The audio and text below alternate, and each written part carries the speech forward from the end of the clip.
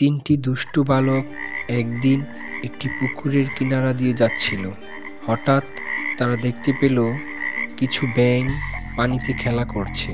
একটি বালক বলল, চল একটা খেলা খেলি। অন্য একটি বালক বলল, কি খেলা? তারপর সেই বালকটি বলল, চলো ব্যাঙগুলোকে পাথর মারি, এতে পুরে ব্যাঙগুলো উপরে নিচে নামবে, অনেক মজা লাগবে। তারপর একজন বালক বলল, না দরকার নেই।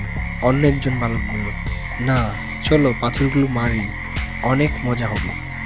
এরপর তারা পুকুরে পাথর ছুঁড়তে লাগলো।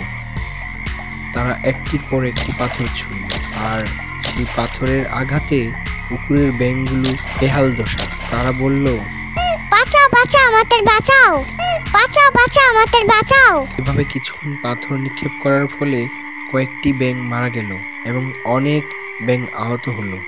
হঠাৎ সেখানে রানী এসে বলল, তোমরা খারাপ কাজ করছো, তা বন্ধ করো। এরপর হঠাৎ একটি ব্যাঙ লাফিয়ে উঠে বলল, হে বন্ধুরা, তোমরা আমাদের উপর পাথর ছোড়া বন্ধ করো, আমাদের অনেক ব্যাঙ মারা যাচ্ছে।